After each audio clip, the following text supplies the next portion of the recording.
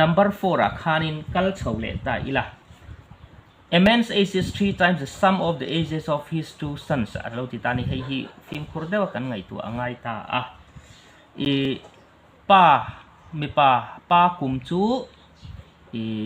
3 times a let thu mani eng let thu nge kan ti chuan a fa pa te pahni kum bel khom let thu mani atitani ti chuanin age of 2 sons a khanin x lo wa tai la hei hi no pang pahni kum bel khom mani ta kum thum le kum hi nge nianga kum hi le kum khat nge an ni kan thela wa mi pahni kum an ni ti hi hriat reng tur ani chuan asam an ni to sa a ti chuan men's age father's age te poti thianga chu 3x alo ni don ta ni pa kum chu no pang te pahni kum bel khom let thum kha alo ni atita ni ti chuanin after 5 years atitle ta a after 5 years a chuanin age of 2 sons le father men's ai nang renga men's age kha kan siam don ta ni kum nga lo om le tura chuanin pa kum hi 3x hi tu na ni chuanin 3x plus 5 alo nianga fa pa te pahni kum tur hi x plus 5 ani thei to lawa chan chu mi pahni an nia mi pahni kha kum nga lo kal khan chuan an kum mi pahni kum bel khom kha pakhat zok kha kum ngai na lo tam nga pakhat zok po kum ngai lo tam belanga akum tam bel na double chu te na lo ni don ta ni hei kan thriat fi angai ta mi pahni kum bel khom sa ani awangin kum nga lo om le tura chon kum nga pahni an kuma khanin kum nga ve ve bet don ta so zon x plus 10 ani lo ngai ta bi kani kha kan thriat reng angai ni he tiang 2 sons aron soi hal zon chon after 5 years son heng hi an kum alo ni ton tanga his age ati chu pa kum hi alo ni don ta ni chuan 3x plus 5 pa kum chu his age will be twice to 2 times the sum of the ages of his 2 sons atita x plus 10 alo ni anga chuan 3x 5 is all nga kan son phei nga langa 2x plus 20 minus 5 lita se 3x minus 2x equal to hi 15 alo ni bukanga chuan x to 15 alo ni don ta ni x hi 15 alo ni don ta a zo ta ka hi the age of the man is pa kumbera kha min zo ta present age khani mayanga present age of man to 3x ani awangin 3 into 15 45 years alone tan thil har ta kani lawa thil har lo te amaro chu film khurngai lai omzel tani ti kha kan thedon ya chuan question number 5 a khanin kal chhole ta ila question number 5 a khan 10 years since the man's age will be twice the age of the son. 10 years ago the man was 4 times as well as his son. Their present ages are andron leta 10 years hence chuanin tuna tanga kumsom nuwa mi turan kumin ada tani tuna tanga kumsom nuwa chuanin pa fa pakum tur kha x ni ta se father timeng men ati kha apa ani ta a 2x a 2 times alo ni don tani chuan 10 years ago chuanin son tura chu a fa pa tura hi kumsom lo om le tura tan x kan vuwa chuan tu na chuan ala kem dona x minus 10 ani anga chuan 10 years ago an ni le phei chuan x minus 20 ani angai ta ni hi kan chian angai hi hun lo lakal tura mi x kan vuwa chuan kum som liam ta ani chuan in 20 ani ta nga father tura chu 2x minus 20 ani bok don ti na ni chu kan man thiam tura ngai taila chuan therefore the man was 4 times atia a man chu father chu 2x minus 20 was equal to 4 times as well as his son atita x minus 20 so 2x minus 20 equal to 4x minus 80 alo niya nga so 2x minus 4x equal to minus 80 plus 20 minus 2x equal to minus 60 chuan x tur chu 30 an lo ni ton ta ti na ria ti chuan their present ages are ditani present age of san tur chu present age ani chuanin x kan vua hi chu 10 years hence ani ta a tuna chuanin x minus 10 ani angai ta a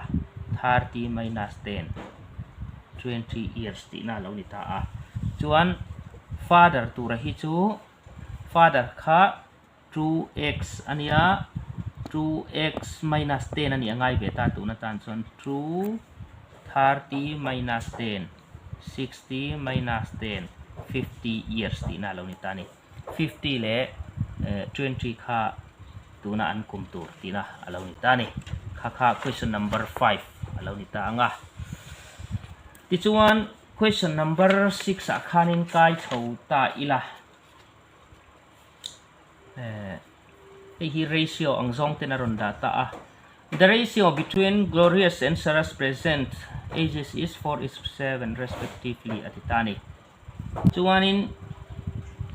question number 6 a Gloria le Sarah kha 4:7 anitani chuan tuna an kumanitani chuan Gloria tur hi 4x x atel hian an kumpa ngai Sarah tur chu 7x ani ti na lo ni tani yang han kan tianga 2 years ago ani chuan 2 years ago an chuanin ke ma chip chiar de ti hian hriat thiam anuama 2 years ago kum hi liam to khan Gloria tur chu 4x minus 2 alo nianga Sarah tur chu 7x minus 2 an kuma an present age atang khan kum ni kha pai ve ve angai tani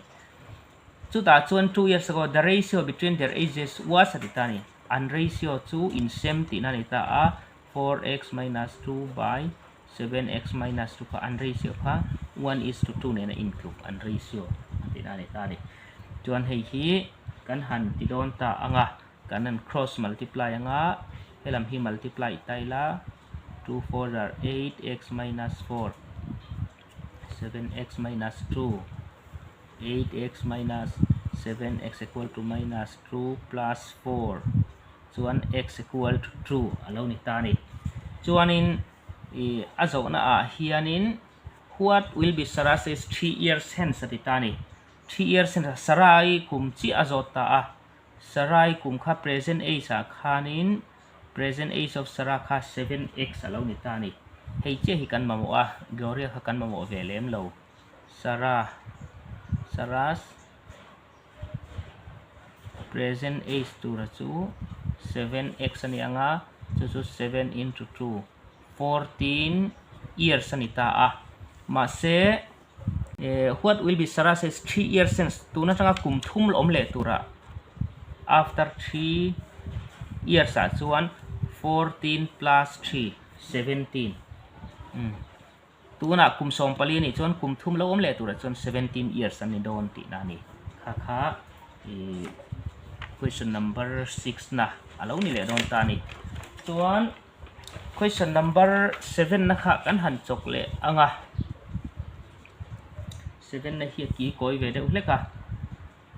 12 years since the ratio between the ages of A and B will be 3:4 respectively at the present age of A is 3 by 4 times of C's present age. If C's present age is 10 years, then what is B's present age around titani? Present age of C around pek he. Question number 7. 12 years since the ratio between the ages of A and B will be 3:4 respectively. The present age of A is 3 by 4 times of C's present age. If C's present age is 10 years, then what is B's present age atita? Present age of C he 10 years ti inaron pe a.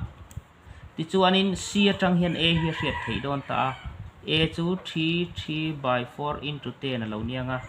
hei hi kan han multiply chuanin 75 by 2 alo chuak anga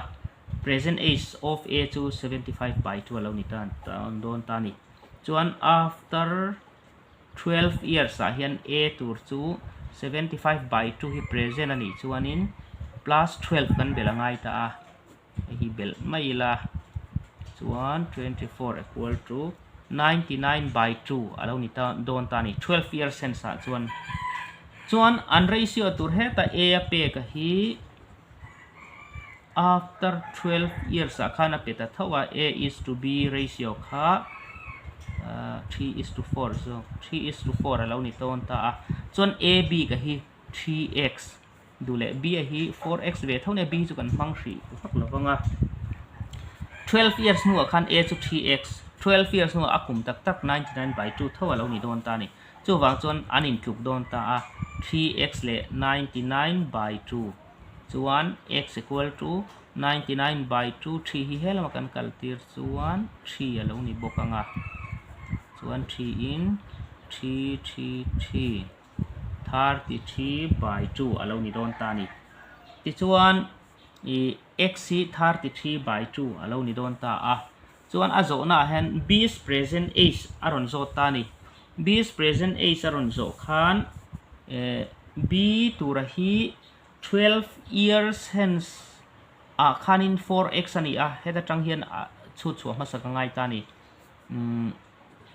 after 12 years a khan b tur chu 4x ani a chuan 4 into 33/2 66 years alo ni ta ni kum som pani lo om le tura tan b chu 66 years ani a now kan tianga tuna chuanin b tur chu 66 minus 12 hi kan pai thana nga hei kum somruk paruk hi kum som pani akal le hunami tur chawania chuti ani chuanin hi kum som nga le pali alo ni don ta ti dani kha pasari na alo ni don ta a chuan question number 8 a khanin kal don ta ila number 8 a khanin